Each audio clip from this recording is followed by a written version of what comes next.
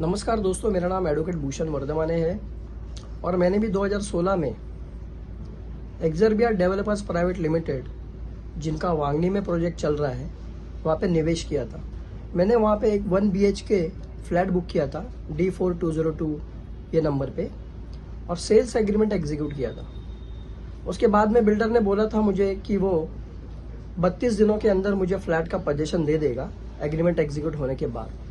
लेकिन 32 महीनों में वो हमें फ्लैट का पोजीशन देने वाले थे, लेकिन उन्होंने कोई फ्लैट का पोजीशन नहीं दिया। उसलिए मैंने रेरा में कंप्लेंट फाइल किया था और रेरा में कंप्लेंट फाइल होने के बाद में मुझे रेरा से ऑर्डर प्राप्त हुआ है बिल्डर के अगेंस्ट में। लेकिन हाल ही में मुझे पता चला है कि टाइटन कंस्ट्रक्शन कंपनी नाम की एक क्रेडिटर है, जिन्होंने एक्सरबिया के खिलाफ में NCLT में एक CIRP प्रोसीडिंग इनिशिएट किया है। और CIRP प्रोसीडिंग में क्या होता है, ये इंसॉल्वेंसी एंड बैंक्रप्सी कोड जो है 2016 में पारित हुआ है। इस कोड के तहत CIRP की प्रोसीडिंग जो है आप कोई भी कॉर्पोरेट डेटर के खिलाफ इनिशिएट कर सकते हैं NCLT में जाके।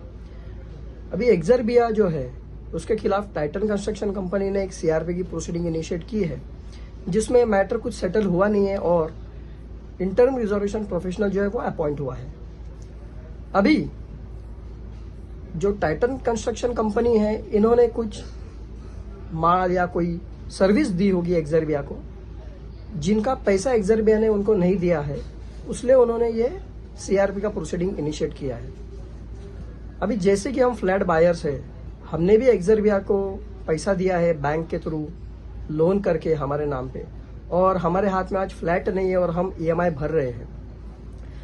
तो इस सिचुएशन में अगर हमें कुछ करना होगा, फ्लैट बायर्स को हमारे हक के लिए लड़ना होगा, तो सबसे पहले जो स्टेप है, हमें एसोसिएशन ऑफ अलॉटीज बनानी होगी। एसोसिएशन ऑफ अलॉटीज अगर आप बनाते हो, तब जाके आप फ्लैट बायर्स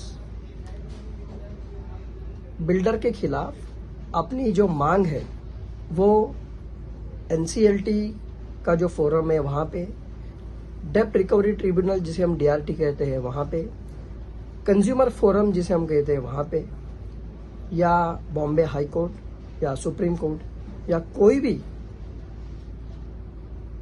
जो कोर्ट है, वहाँ पे हम हमारी मांग रख सकते हैं।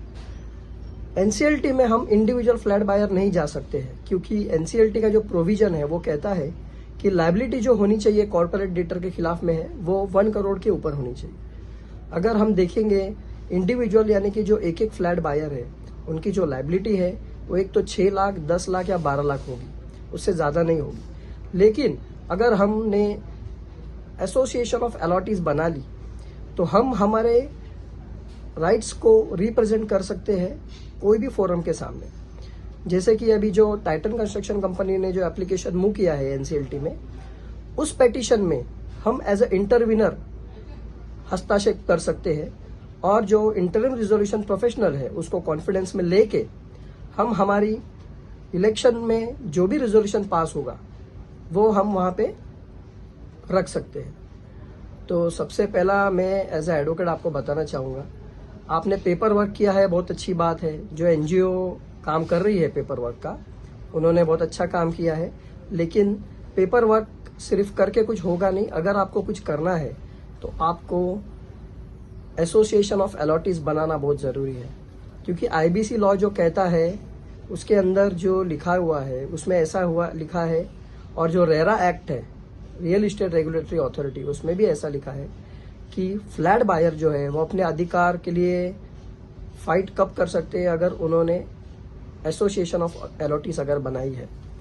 तो अगर हम अभी डिले करेंगे तो आगे चल के हमें बहुत दिक्कत होगी, जिससे कि हम हमारे राइट्स को पूरी तरह से सक्सेस नहीं हो पाएंगे राइट्स मांगने में।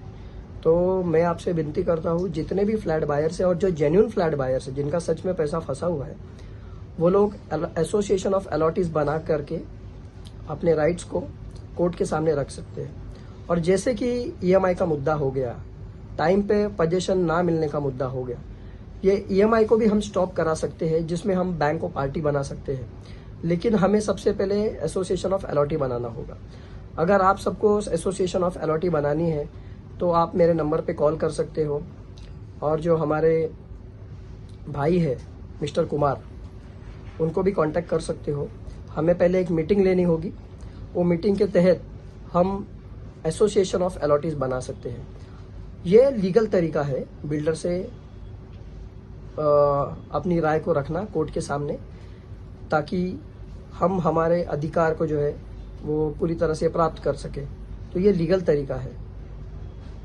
धन्यवाद।